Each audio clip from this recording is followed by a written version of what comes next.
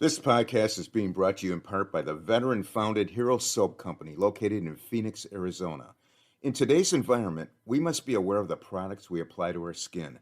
As a two-time cancer survivor, I cannot afford to take chances, and I use these products myself. The soaps will leave you feeling clean and refreshed. All the products made by the Hero Soap Company are made in the United States with the highest quality ingredients sourced from companies in the United States whenever possible. The products are made in small batches to ensure high quality and contain premium essential oils and fragrance. All Hero soaps are created without synthetic colorants, parabens, and sulfates that are irritating to the eyes, skin, mouth, and lungs, and are cruelty-free, meaning these products are not tested on animals. Each 5-ounce bar of soap is handmade in Phoenix, Arizona, and the body wash is available in 8 ounces with such refreshing scents as the woods, tea tree, lavender, the fields, bourbon, lime, the pines, and Arctic. You will absolutely love this soap. Please also check out their gear for sale. All the products are reasonably priced. Being veteran-founded, the company understands the dedication and sacrifice that each family makes to serve their country. A portion of sales is donated back to charities that are focused on helping veterans and our first responders. Over 1,200 bars have been sent to our deployed troops. Please check out their website, herosoapcompany.com, for pricing and a detailed description of all the products. When ordering, use the code RAP for a 10% discount. The company information will be listed in the podcast notes and featured on the podcast website, Facebook group, page, and the podcast Instagram.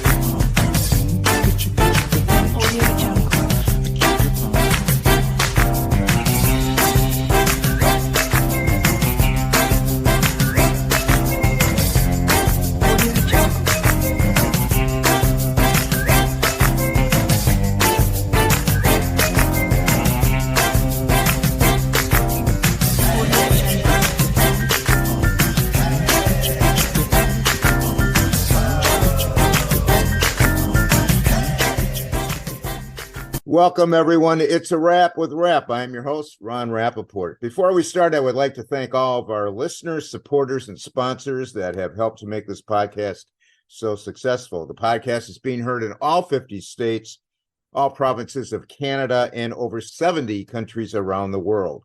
The podcast has been ranked by FeedSpot as one of the top 35 overcoming adversity podcasts on the web from thousands in that category, and is ranked by traffic, social media followers, and content freshness. Please visit the podcast website, itsawrapwithrap.com, for all the episodes and other information regarding the podcast, and to order logo merchandise, of which a portion of sales is donated to various charities, and to sign up for our email. This podcast features people who have overcome life's challenges and adversities, and people who can inspire, motivate, and educate us on an assortment of topics. My guest today is Dan Clouser. Dan is an author, podcast host, speaker, coaching trainer, and consultant. He founded and ran a nonprofit youth sports organization for 30 years called the Berkshire Baseball and Softball Club, which later became the Big Vision Foundation in Reading, Pennsylvania. He ran teams, tournaments, and a 130-acre sports complex, doing what he loved, working with kids and teaching them leadership skills and life lessons through sports and community service. In 2019, he felt a calling from God, decided to leave his comfort zone and start a new journey with his wife and dog, selling most of their material things and setting out across the country in an RV, conducting coaching workshops, meeting people who are doing things to make this world a better place.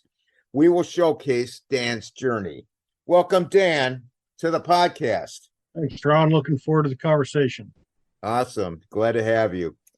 Let's start off, Dan, at the beginning. Tell us about yourself and what you have been doing prior to your huge transition in life. So I started a youth nonprofit organization when I was 20 years old. It actually didn't start out as a youth nonprofit organization. It actually started out as an adult baseball organization for a bunch of buddies from high school and college to just kind of continue, reliving their glory days, so to speak.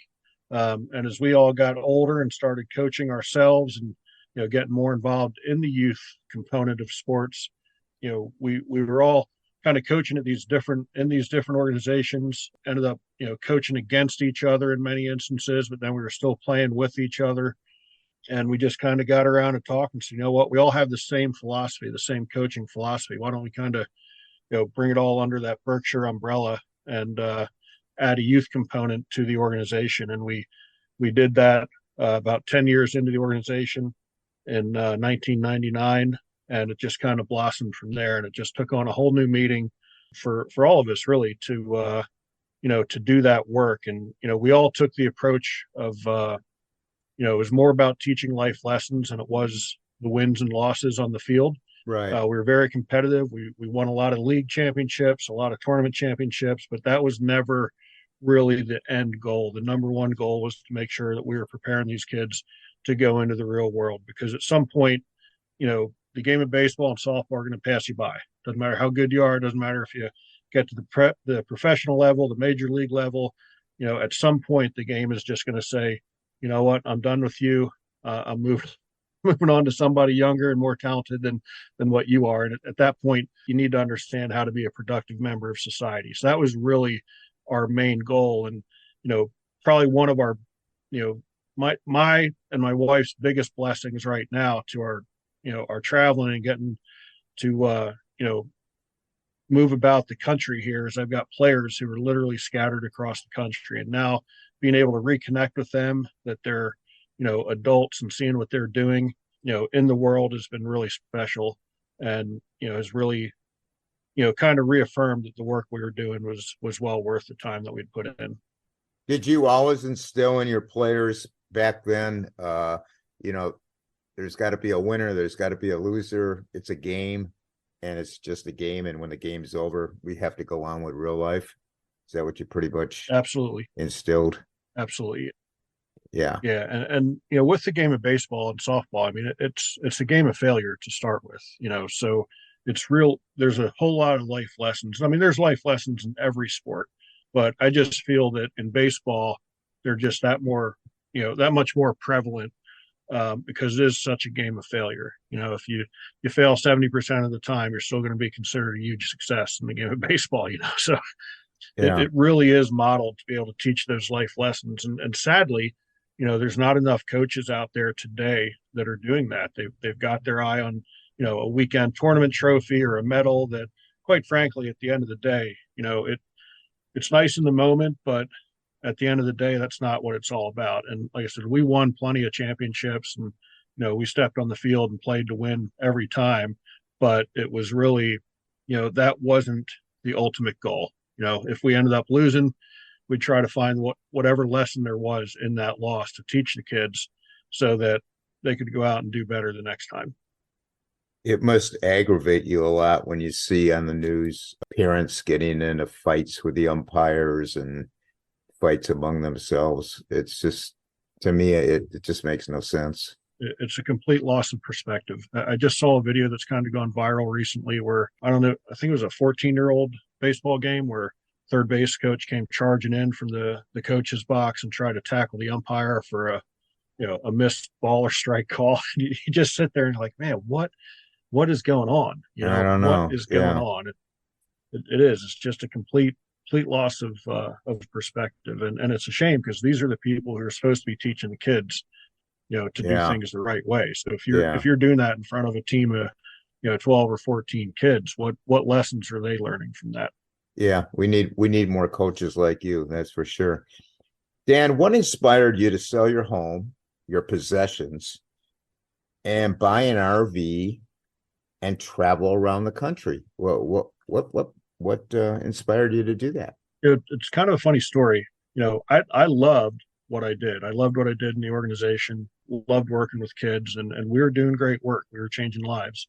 But in early 2019, I had taken 2 road trips by myself. One was from Pennsylvania to Dallas for the annual ABCA convention, the American Baseball Coaches Association convention. And when I left Dallas, I actually didn't go directly back to Pennsylvania. I swung down through Louisiana, and caught up with some friends of mine that we had done some softball camps with over the years, and then drove back to Pennsylvania. About a month later, I again took another solo trip, this time from Pennsylvania down to Orlando, Florida. On the way down there, I stopped in Atlanta to see one of my old players, who is now working at Georgia State in the intramural athletic program there, and got to catch up with him, and then just again went to Orlando. I was down there to kind of we were getting ready to partner with Allie Krieger to do some soccer camps at our complex, and was down there, spent the weekend with them, drove back, and those were the first two times in my life where I actually took the time to enjoy the journey, as opposed to worrying about making sure I was getting to the destination on time. As an organization, we traveled quite a bit, but it was never about the journey. It was, we're on a bus.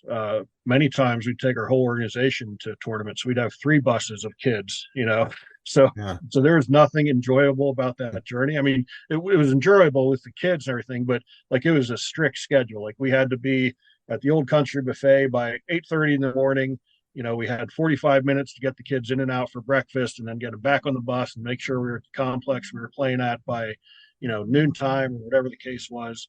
So it was always about just a real regimented schedule and that sort of thing. So this was a time where I actually got to enjoy the journey. On the way to Dallas, I stopped in Memphis, spent the day in Memphis, and to give a little bit more background, my mom back in the 80s took an old 1967 Plymouth Valiant, took the back seat out of it, put a sheet of plywood in there and a mattress, and kind of turned it into a quasi RV, and traveled all around the country, just meeting people and doing volunteer work. She volunteered with hurricane relief efforts all over Florida. She went up to Ground Zero and volunteered after 9/11, and she was always about enjoying the journey. She never took an interstate. She was always on a secondary highway or something like that. And I kind of had this aha moment during those 2 road trips where it hit me. It was like, wow, I think I've actually now almost 20 years after my mom had passed, really understood why she did what she did. Like I always respected her. I love telling people stories about her after she passed, about the volunteer work she did and how she did. I mean, for a single woman at that point to be traveling, by herself, Yeah. in that day and age was pretty amazing. So I love telling the stories, but I always envisioned it that was her story, that it would never be my story. And then when I got back from those road trips, I was in the process of adding some new chapters to the book that I'd originally published back in 2012. But with the work I was doing, it was really difficult to really sit down and write. And when I got back from those 2 road trips, I'd written like I hadn't written in years, knocked out like 4 or 5 chapters, and just kind of found this new inspiration. And really at that point kind of started hearing a voice that it was time to, close this chapter that I was in and open a new chapter. And at first I resisted. I wasn't keen to that idea. Again, this is an organization I'd started. I'd spent 30 years of my life at that point. I was 50 years old. So, literally 60% of my life I dedicated to this organization. Yeah. I just, I kind of finally surrendered to the idea. And then I ran it by my wife, and she thought I'd completely lost my mind. Yeah. I wanted to ask you about that. So she, and she kind of said the same thing that I'd thought. It was like, what? That was your mom's story. It's not going to be, it's not our story. But after a while, she had some things happening professionally at her employer as well. And, she was beginning to get more and more frustrated with it as time went on. Whereas that she was told we're going to be open for, weren't opening, and there was just a constant kind of, delaying game. And she came home finally one day and she said, all right, I'm in. Let's do it. Let's do it. Let's make plans to do this. And so we, started, informing my organization what was going to go on, kind of came up with an exit strategy. And then in 2020, we, put it all in motion and put the house up on the market, and then COVID hit, and we took the house off the market. we Right. we ended up still buying an RV because we had a really good deal on a 2019 left. Let me take a very brief moment out to alert all our patients and caregivers out there that Rare Patient Voice, a supporter of the podcast, is paying for your input. Patients 16 years and older and caregivers, family and friends of any disability, disorder, syndrome, illness, or condition have the opportunity to express their opinions through surveys and interviews to improve medical products and services. Who knows your journey better than you? Rare Patient Voice puts you in touch with researchers who are developing products and services that can help you and others with your condition. These researchers need input of patients to develop products and services that have significant impact on patients' lives. Over the past 9 years, Rare Patient Voice has paid patients over $10 million. When you join Rare Patient Voice, you may be invited to participate in interviews, surveys, or online communities where you will share your insights. Rare Patient Voice usually has hundreds of studies running at any time, so there are many opportunities to participate. You will earn $120 per hour for participating in these studies. By making your voice heard, you are a catalyst for change. Rest assured your input will be used to help other patients like you.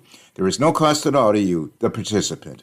You can get more information and sign up by clicking the link in the sponsor's notes. Over RV where we saved over $30,000 from the original sticker price on it. So, the plan of selling the house, buying the RV, and not having any debt, quickly turned into having an RV sitting in the yard and the house off the market, a mortgage and an RV payment with a whole lot of uncertainty Well, that in the air backfired. with COVID. Yeah. But there was still this strange sense of peace as we were doing it, that, it's all going to work out. Yeah. And, as it turned out, when the real estate market opened up again in Pennsylvania, I think 10 days after the market opened up, we had an agreement of sale on the house. And in August of that year, we hit the road, and we've been loving every minute of it since. You mentioned your mom doing this in the 80s. Tell us how she pulled it off. She was married, and some of what her journeys were like. I know she did volunteer work across the country, but I know you have a little story about her 9/11 experience. Can you share that with us? So actually, yeah. So just give a little more background. She actually wasn't married when she started the journey. She was Okay. she was in a relationship with a person who became my stepfather later, who was a retired colonel in the Army. Okay. And when she told him what she wanted to do, his response was, "Well, Loretta, I love your ambition. I love, that you want to do this, but truthfully, I did all my traveling for the military. Like I have no ambition to hop in a car and drive around the country. Like I did mine on Uncle Sam's dime. Right. And she responded and said, "Well, oh no, you don't understand, Gene. I'm not inviting you. I'm just letting you know what I'm doing." I'm telling you. So he was a little uneasy about that, but finally bought into it. And so she left Florida and drove across the southern U.S., got into L.A., and he actually flew to L.A., and they drove down to Tijuana and got married. Okay. Drove back to L.A. He got on a plane back to Florida. She drove up the Pacific Coast Highway through Canada up into Alaska, but now she's actually the wife of a retired military veteran. So she had health benefits now. She could go to any military base and shop at the commissary, go to the Right. PX and all that sort of stuff. So it kind of eased his anxiety about her doing what she was doing much more. So the first couple of years of their marriage, they'd see each other a couple weeks a year. Wow. But But he was supportive. He was supportive of all he this. was Yeah. he was supportive of it. Yeah. And then so when 9/11 came around, hadn't been traveling full time at that point anymore. She was working as a drug and alcohol counselor, ran her own halfway house down in Titusville, Florida, and just did a lot of work for the Salvation Army. So, like when a hurricane would come in, she would be part of that group to be out there feeding the other volunteers. So when after 9/11, she just, felt a need that she needed to be up there and help. So she left, I want to say shortly after the first of the year. So it wasn't like she was there at the very beginning after everything had happened. But I mean, it was, such a disaster that there is a lot of work to still be done. So Sure. she got up there a little bit into 2002, and she was there for about 6 or 8 months, and again worked in the meal tent. I don't know what the official name was for it, but she would she'd serve meals for those who were still out there working in the rubble. We actually went up and visited her on Mother's Day of 2002, and because she had her Salvation Army badge and everything, she got us into places that we wouldn't have been able to get into. And I still remember this one church that we went into, and just right as you walked in the door, it was a place where a lot of the firefighters and responders would just kind of go to and decompress. They'd just sit there, they'd pray, they'd cry, they'd do whatever they had to do to kind of just keep their wits about them. Yeah. And when you walked in the doors of this place, like, it just felt so heavy. I remember as we were leaving mentioning that to my mom about how heavy it felt. She said, well, if you thought it was heavy today, like, you should be there in a day where they find a body, or find a body part. And again, it's one of those things that you heard about on the news, but until you hear about it from someone that's that close to you, and understanding that this is now May of 2002, and this happened in September of 2001, and they're still pulling bodies and body parts out of that rubble. It just gave it a new perspective, I think, for all of us at that point. When she took us back to the Salvation Army tent, and we had lunch with her, like, everybody there, she'd make sure she'd introduce my brother and I to all of her friends that she was working with, and they all called her mom. Like, every single one of those people called her mom, and that was just, that's the way she was. When my brother's adult soccer team, everybody on the team called her mom. When my brother was in the Army, and he'd bring 3 or 4 jihads home, with them on leave. By the end of the weekend, they're all calling her mom. And that's just the way she was. She really, turned into everybody's mom. Wow. That's a great story. She was an amazing woman. Yeah, she sounds amazing. Dan, what experience did you have in the RV world when you started this? Did you know a lot about RVs, or was this just something you jumped into and started learning? I knew nothing about RVs. Absolutely nothing. First time I ever drove an RV was the day I drove this thing off the lot. Had no experience, literally jumped in with both feet. Didn't know what a black tank was, a gray tank was, fresh tank, none of that stuff. But the one thing that's really cool about the RV community is there's some amazing people out there who are willing to help out and give you advice. And YouTube has been an enormous asset as well. If there's something that goes wrong, there's generally a video out there about how you can make it right. So, but no, had absolutely no experience with RVing. It's not like my wife and I went camping on weekends throughout our entire marriage or anything like that. I did some tent camping when I was a kid for our church youth group. My wife did some family tent camping when she was a kid as well, but that was it. Never drove an RV, never spent a night in an RV, and we've been learning on the go ever since. But your wife bought into this thing. She did. And if you talk to her today, she is all in. She absolutely loves it. Loves the ability to make plans on the fly if we have to. The people we've met have been amazing. We do a lot of volunteer work ourselves. We volunteer for an organization called A Year to Volunteer, which is a RV centric volunteer organization, and we've just met some of the most amazing people in that organization. We're going to get into that. I think this was something that in the back of your mind, you must have known spiritually this was just something you were intended to do. Am I right? Yeah, definitely now as I reflect. And it's funny, I talked about that trip I took to Orlando. that, was part of the inspiration to doing this. And when I was Right. down there, I spent a lot of time with two of my cousins. And my one cousin said to me on that trip, she says, I can see you doing what your mom did someday. And I was like, Patty, you're crazy. That's not going to happen. That's not going to happen. And sure enough, another month or two later is when it really kind of started weighing on me to do that. And Never like I say said, never. even with yeah, yeah, and even with COVID and all the stuff, like I said, having a mortgage and the RV payment at the same time, like it just, you know, when you talk about the spirituality of it, like it just still felt right, even Yeah. with kind of all that uncertainty that was going. There's just You this just took the sense words of out of my peace. mouth. I was going to say it must have just felt right. Yep, yep, Yeah. it absolutely did. Dan, tell us about your first road trip with the RV. You're in the RV, you know nothing about RVs, and you're driving this, I assume, pretty large vehicle.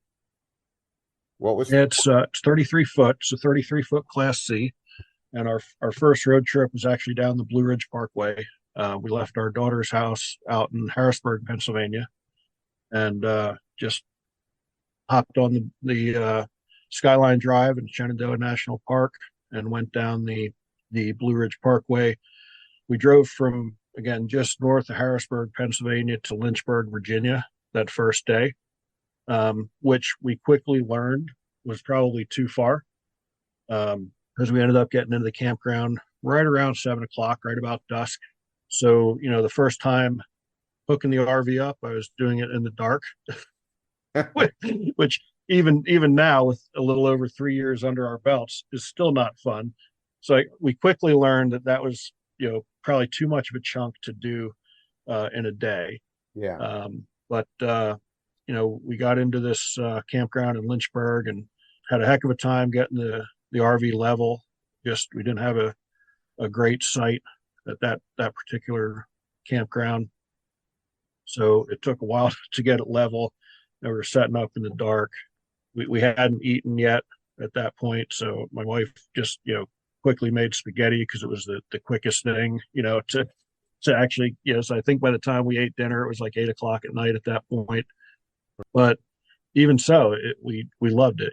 We got up the next morning and hit the parkway again, and then from there we went to Fancy Gap, Virginia, which is just above the North Carolina line, and just that section. I mean, we probably stopped at just about every single lookout that you could possibly stop, and took pictures from the parkway and from the lookouts, and just again enjoyed the journey. It was so cool. We ended up doing the whole thing down to Cherokee, North Carolina, and then came back up to Pigeon Forge, Tennessee, and we actually went back to Pennsylvania. So this whole thing was about just under 2 weeks. We ended up going back to Pennsylvania and spent Labor Day weekend with our family, most of our family, up at in Sullivan County, Pennsylvania, at our daughter and son-in-law's hunting camp that they have up there. And when we left there, we ended up going to Louisiana and Texas, and that was actually right after Hurricane Laura had hit. So we kind of quickly found ourselves following my mom's footsteps again, because we went down there and Yeah. helped with some hurricane relief in Sulphur and Lake Charles, Louisiana. And we got some friends that lived down there, and again, it was when I heard my mom telling the stories about her experiences with disaster relief was one thing, but then when you experience it yourself, it's just a whole different schematic. And seeing these people that were there who they too had lost just about everything from Sure. the storm, Yeah. were still out there helping others who, like Over 20,000 households each month make the choice to join Switch to the Box Shopping Club. They realize being their own health advocate and voting with their dollars becomes their voice. An estimated 133 million Americans, nearly half of the population, suffer from at least one chronic illness, such as hypertension, heart disease, and arthritis. That figure is 15 million higher than just a decade ago, and by 2030, this number is expected to reach 170 million. Studies show that 1 in every 3 people will have cancer in their lifetime. We are being led down a path of deception through false advertising and subpar testing of the products we use. Lawsuits are mounting against huge corporations for products contaminated with dangerous amounts of cancer causing chemicals, products labeled natural actually containing synthetic ingredients, fraudulent labeling of products, sunscreens being recalled after an internal testing shows low levels of benzene, a carcinogen in the product. According to the Consumer Reports National Research Center, 78% of Americans prefer to purchase products manufactured in the United States. Great news! Switch to the Box represents a North American manufacturer located in the United States, doing business since 1985, that has met the standard of formulating, manufacturing, and packaging products that are safe, free of harmful chemicals and toxins, are effective, competitively priced, offering outstanding customer service, privately owned, and patriot-driven. You will find Switch to the Box products to be more effective than national brand products, making laundry rooms, living rooms, bedrooms, kitchens, nurseries, and bathrooms safer and more enjoyable. The products feature natural ingredients like citric acid to remove hard water stains, enzymes to clean dishes, and biodegradable ingredients to gently remove tough stains from laundry. Every nutrition, personal care, home cleaning, and cosmetic product has been developed and manufactured to stand out from the competition. Each of their over 400 products is superior in a very clear and relevant way. Become a member today. There is no added expense to your budget by joining, as you are already someone else's customer. Click the link in the podcast notes to obtain information on joining and a full description of the program and all the benefits. Now, back to the podcast. We stayed in the friend's driveway, and she was apologizing to us that we couldn't plug in our electric to her house because she had no electric. We were like, Jenny, it's fine. You got your generator for the house right now. You worry about that. We've got a generator in the RV. We will be fine. Please do not apologize because the storm wiped you out of electric, Right. And we met this woman from Houston who came in to help, and her and I, ended up going from one distribution area that we're helping with to another to bring more supplies over. And we were talking on our way there and back, and I'd asked her, what brought you into town? What made you want to come over and help? And she's like, well, when Hurricane Harvey came through a few years ago and really tore up Houston, a lot of people from this area came into Houston and helped us. She said, so I felt it was my obligation to come back and help them because they helped us in our greatest time of need. And just seeing that, that human spirit, it's refreshing. We live in such a polarized world and such a crazy world of, everybody in their own silos. When you see, it's sad that it takes a disaster to see that good part of human nature. Yeah. And I just wish at some point we would learn as human beings that we don't need the disaster, that we could actually be like this all the time. Exactly. Fingers crossed that we figure that one out. Wouldn't that be nice? Yeah. Now, Yeah. what were some of the objectives of what you and your wife wanted to accomplish by living your new lifestyle? And did you have a plan in mind when you started out? So the plan was definitely to write more. So I did republish that first book in 2020. In 2021. And then I wrote my second book, which is titled The Journey of My Mother's Son, which is the same title of my podcast. And that was published in 2022. And then I did my third book that was released in May of 2023, which is actually my first step into the children's book genre, which is a children's book written as though our dog was the author, and his perspective of living in the RV full time, or as he calls it, the house on wheels. So that was the plan, was to, certainly write more and do more speaking. And we've definitely accomplished both those roles. I'd like to do even more speaking than what I'm doing right now, but that'll all come. And I'm still writing. So I'm working on actually a coloring book, which will be out in December of 2023, probably actually once this gets released, which again is the dog's perspective in the coloring book. And I'm also working on volume 2 of The Journey of My Mother's Son, which will just it's really a story about the subtitle is Many Little People. And it'll just talk about people that we've met on this journey, whether it's people that I remember their name or people that we just had a short interaction with, but yet they still made a very profound effect on our lives, who I don't even remember their name anymore.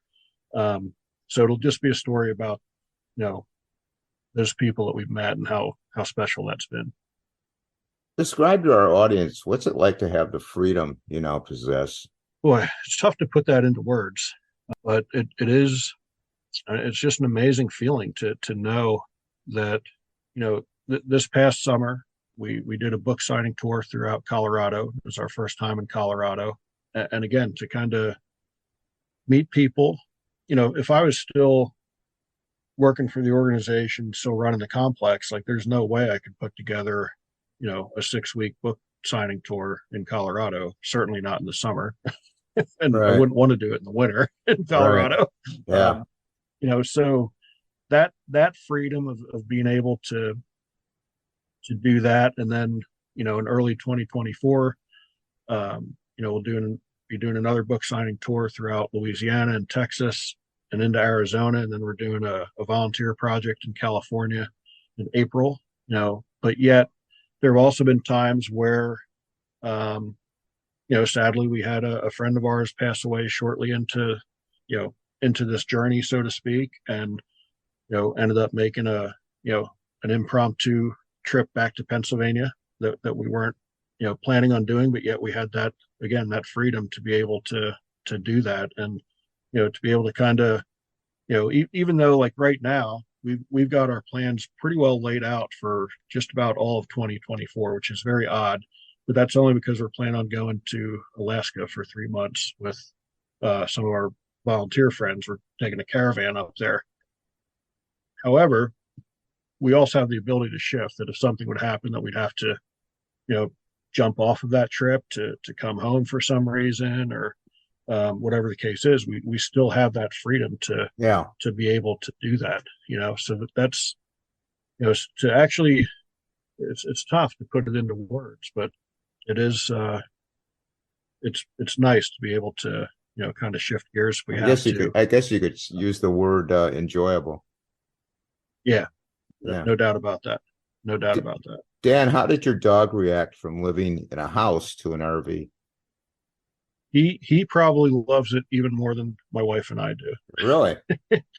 He's a 14-and-a-half-year-old golden retriever, and he loves the fact that,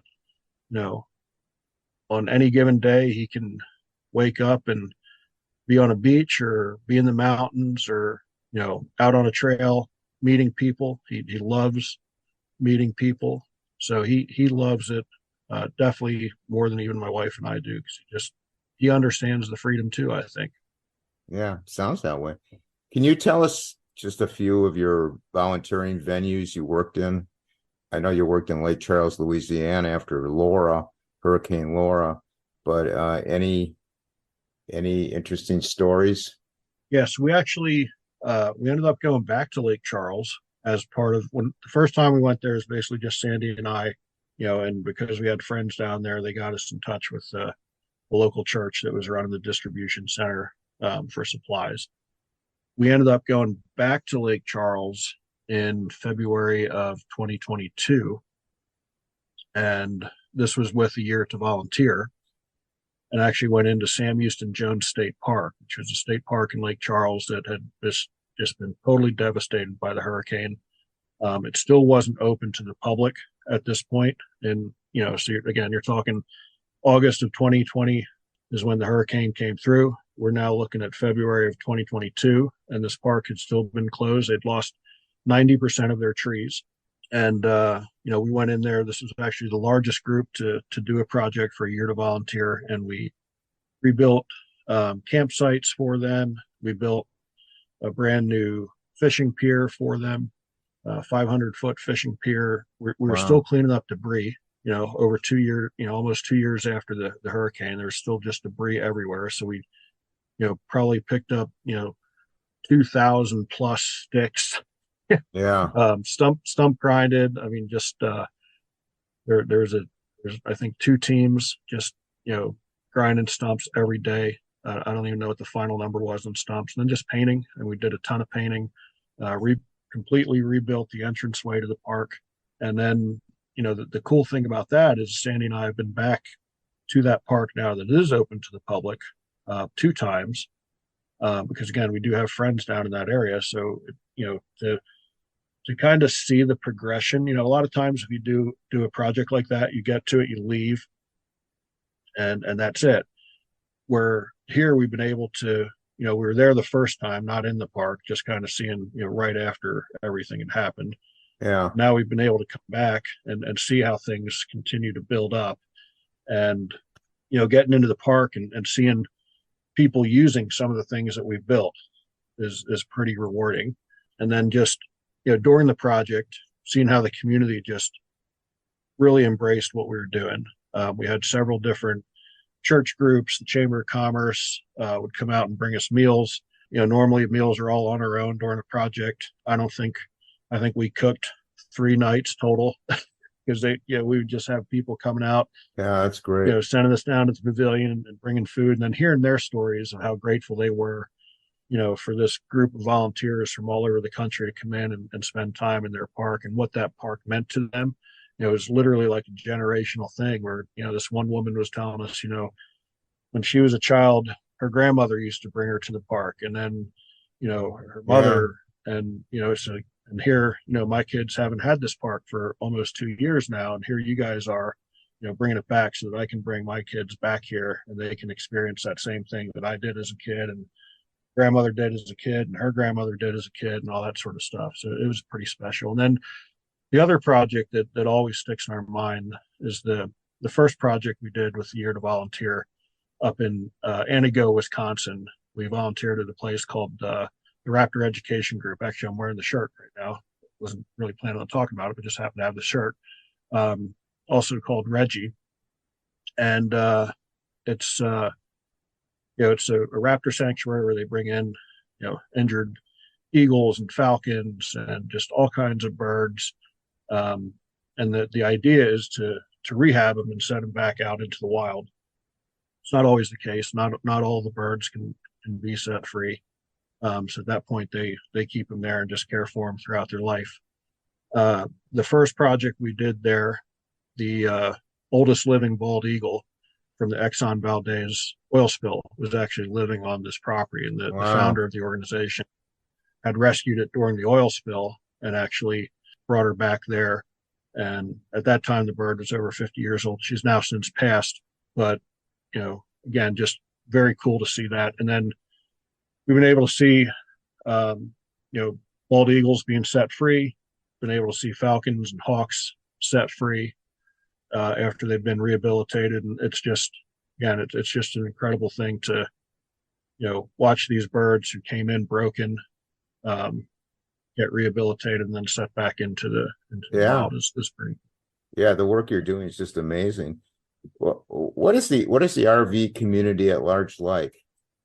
Can you just give us an idea?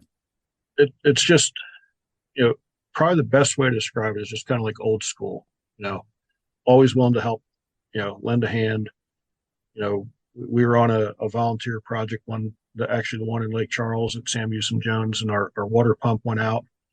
And, there were 3 or 4 guys there who, showed me how to change it out. One of them had a spare water pump, gave it to me. All I had to do is, order a replacement for him from Amazon, but that way we could get up and running, and we didn't have to wait a couple of days to get the part, and again, they didn't do the work for me. They showed me how to do it so that in the future, I could be able to do it on my own, which I tell everybody all the time that I'm probably the least handy full-time RVer out there. So if you would have ever told me in 2019 or early 2020 that I'd be changing my own water pump, I'd have told you I doubt that's going to happen. But sure enough, there I was changing my own water pump, which being tutored by others, but still doing the work. And it's I remember when I was a kid, and my mom would send me to our neighbor's house for a stick of butter or something, or a cup of sugar, or them coming to our house for a stick of butter or a cup of sugar.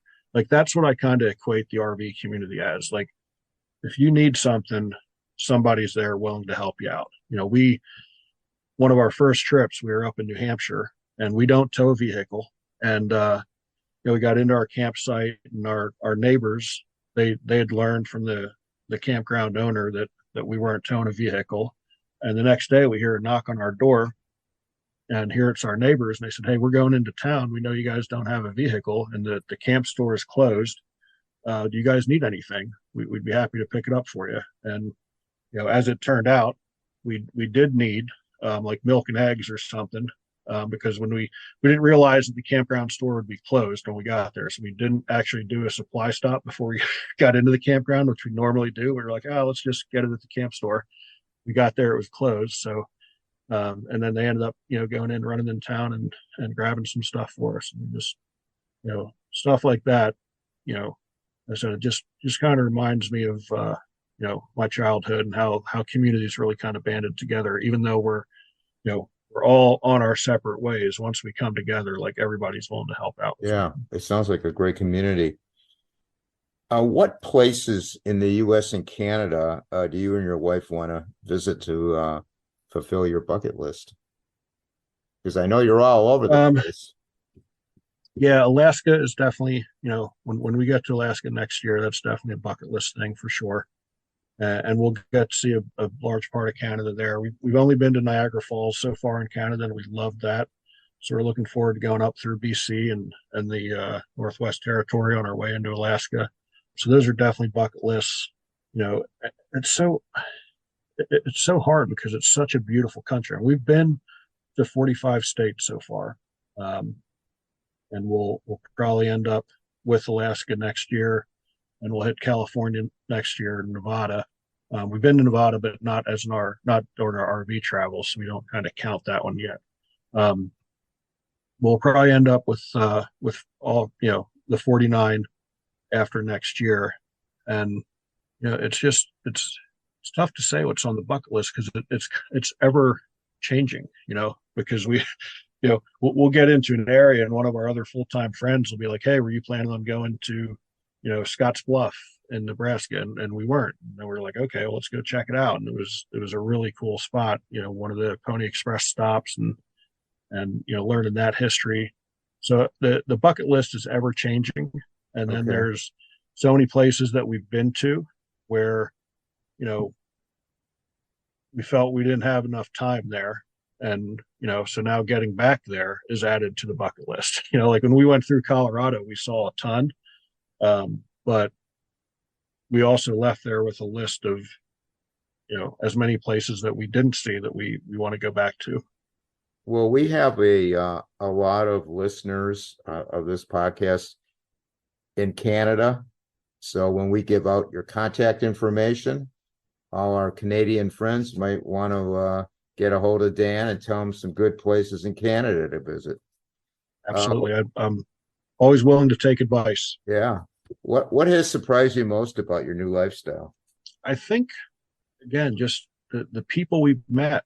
I don't know that surprise is the right word, because that was one of the things my mom talked about so much, was just the people that she met in her travels, and stayed in contact with them, and even ones that she didn't stay in contact with. And I just think, again, in the the polarized society that we live in now, the ability to sit down and have conversations with people who probably don't share the same political beliefs as I do, probably don't necessarily have we all have the same wants and desires when you really break it down.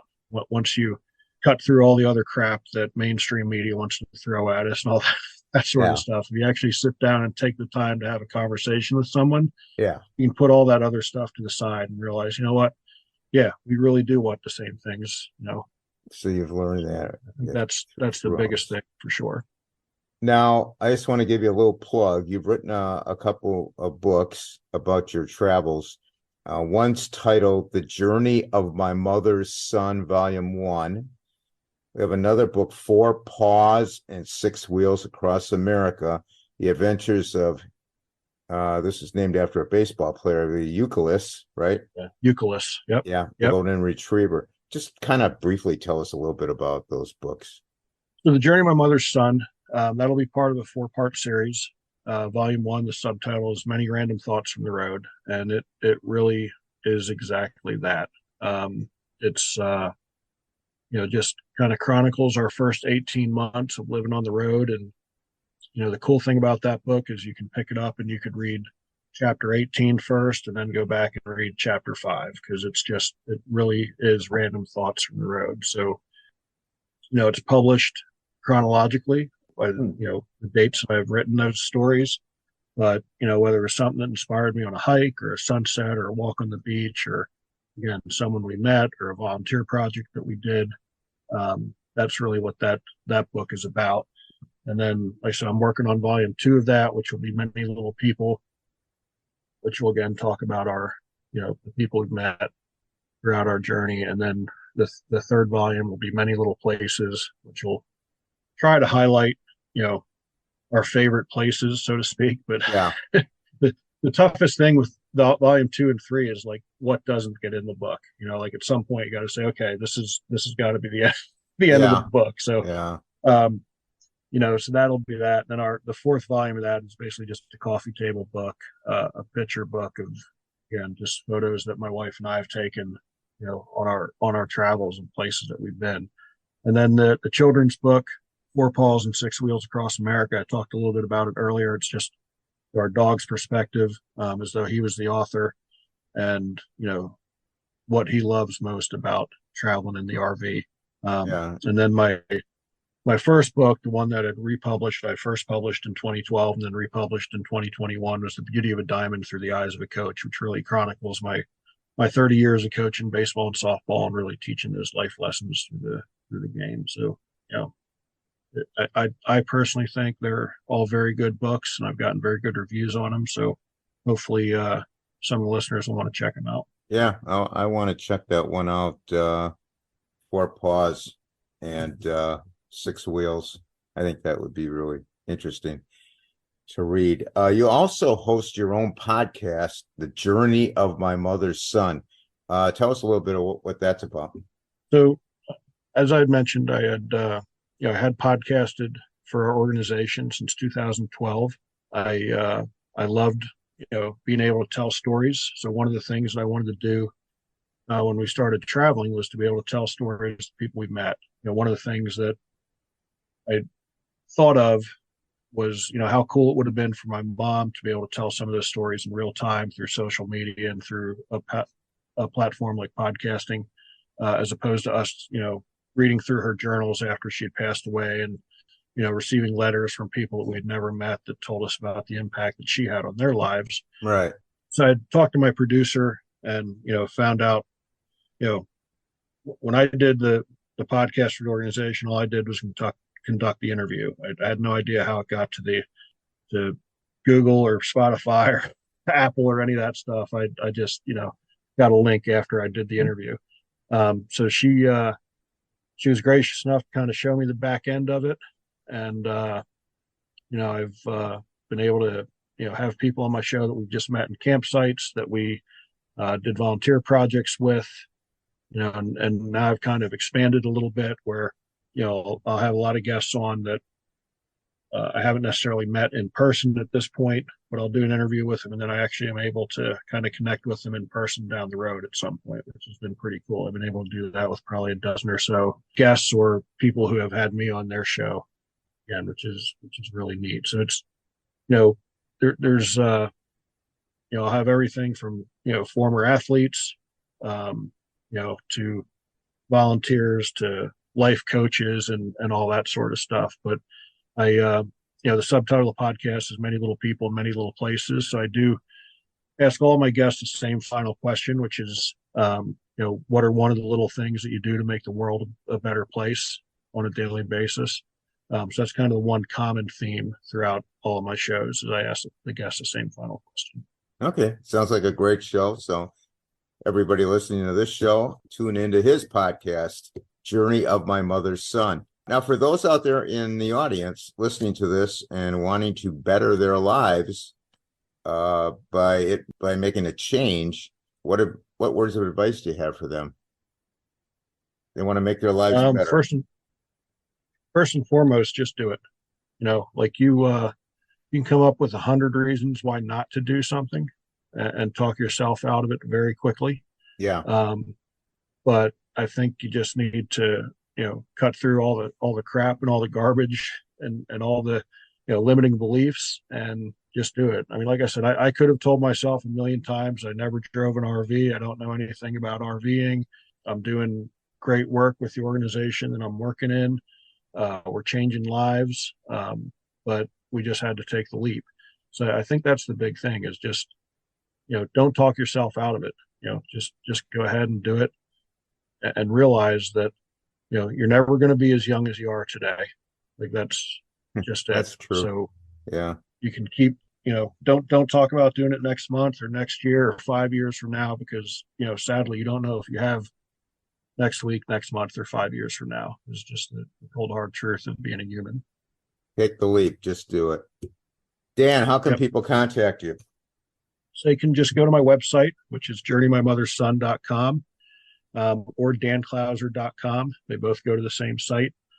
From there, you can get links to my books, my podcasts, blogs, all that sort of stuff. All my social media links are on my website.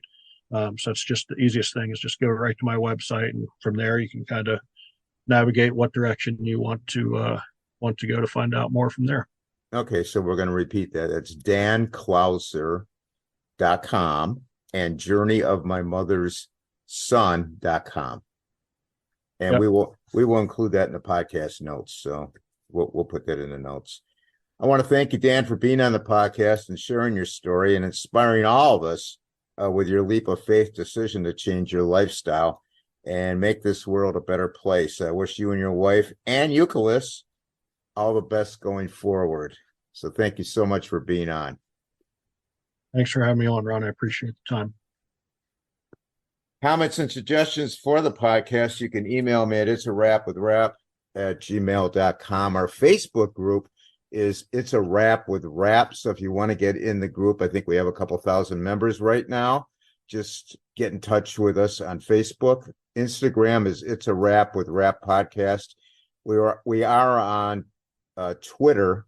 They call it X now, and it's at Rapper130. So that's at WRAPPER 130. We're on YouTube. We have a YouTube channel.